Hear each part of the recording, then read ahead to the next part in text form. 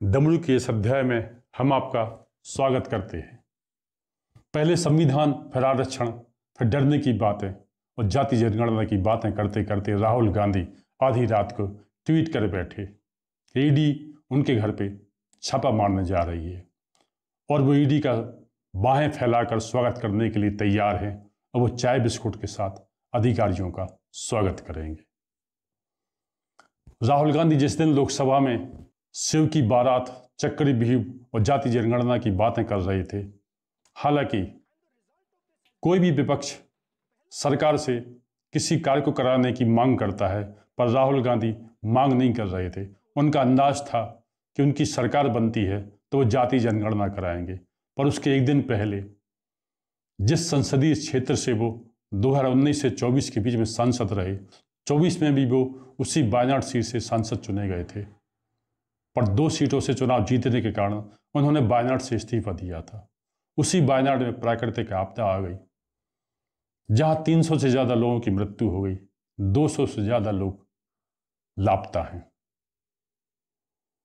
तो राहुल गांधी तब वायनाड न जाकर संसद में बहस कर रहे थे और बहस का मुद्दा भी जातियों को लेकर था। जिस तरीके से उन्होंने जातियों को लेकर, जाति जनगणना को लेकर आक्रामक तरीके से बातें रखी, तो उसके पहले का लोकसभा का सत्र याद आ गया, जब मोदी ने कहा था कि विपक्ष जिस भाषा में बात करेगा उसको उसी भाषा में जवाब दिया जाएगा। तो भारतीय जनता पार्टी के सांसद अनुराग ठाकुर ने जब जवाब देना चालू किया तो उन्होंने काफ़ी तल्ख अंदाज में राहुल से सवाल किया। हालांकि उन्होंने नाम नहीं लिया था कि जिनको अपनी जाति का अंदाज़ा नहीं है वो गणना की बातें करते हैं। इस पर हंगामा हो गया और राहुल गांधी ने हालांकि कहा कि जब भी ST SC या OBC की बातें की जाती हैं तो बात करने वाले को गालियां ही मिलती हैं और वो इसके लिए अनुराग ठाकुर से माफ़ी मांगने की बात नहीं करेंगे। पर समाजवादी पार्टी के सांसद अखिलेश यादव को ज़्यादा ही गुस्सा आ गया। उन्होंने कहा, आखिर कोई संसद में किसी की जाति कैसे पूछ सकता है।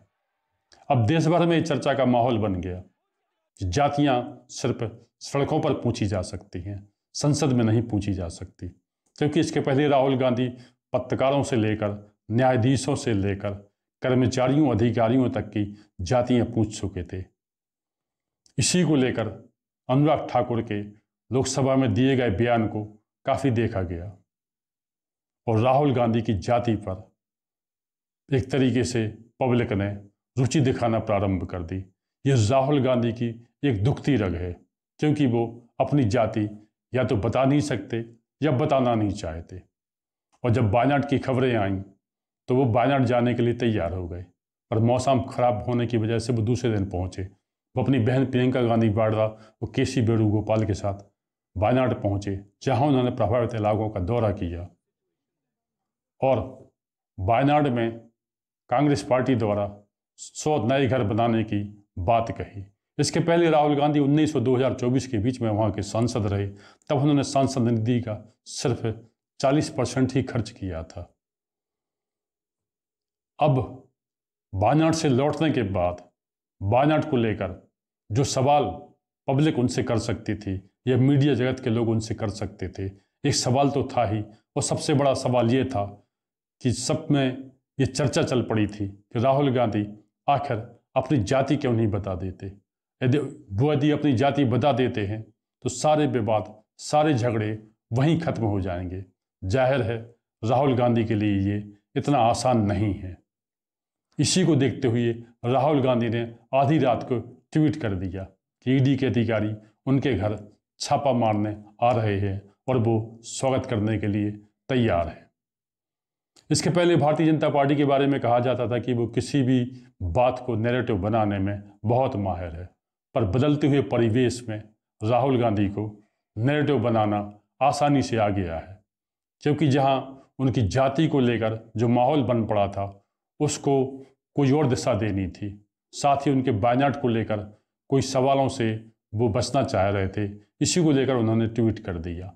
हालांकि कई जगह पे ये भी बात कही जा रही है कि उन्होंने एक तरीके से केजरीवाल की नकल करने की कोशिश की है, क्योंकि केजरीवाल इन कलाओं में माहिर है। केजरीवाल हमेशा आने वाले समय की पहली भविष्यवाणी कर देते रहे और लगभग वे सच भी हो जाया करती थी। जब उन्होंने एक जगह कह दिया था मनीष सिसोदिया गिरफ्तार होने वाले हैं, और वास्तव में मनीष सिसोदिया गिरफ्तार हुई है और वो अभी तक जेल में है। इसके बाद उन्होंने खुद के ऊपर कार्रवाई होने की बात कर दी थी और जेल जाने की बात कर दी थी, और ऐसा ही हुआ, केजरीवाल जेल में है। अब राहुल गांधी ईडी के छापे की बात कर रहे हैं। उनका इरादा यही है कि एक तो जातियों पर से जो सवाल उठाए गए हैं उनकी खुद की जाति को लेकर, इससे सबका ध्यान हटेगा, वायनाड के संदर्भ में उसका ध्यान हटेगा, और इसके अलावा इंडिया गठबंधन के दल के नेताओं का उनके ईडी वाले जवाब बयान पर किसकी क्या प्रतिक्रिया है ये भी देखने में समझ में आ जाएगा। इससे अंदाज़ा हो जाएगा कि वास्तव में राहुल गांधी सिर्फ कांग्रेस पार्टी के ही विपक्ष के नेता बने बैठे हैं लोकसभा में, या सारे इंडिया गठबंधन के दल की ओर से नेता हैं। जाहिर है राहुल को नैरेटिव बनाना अब अच्छे से आ गया है। सारा मीडिया जगत से लेकर राजनीतिक दलों में सभी जगह चर्चाओं का केंद्र बिंदु यही है, राहुल गांधी का आधी रात का किया गया ट्वीट। तो आज के लिए इतना ही। आपसे अनुरोध है कि आप अपने विचारों से कमेंट बॉक्स में लिखकर हमें ज़रूर अवगत कराइएगा।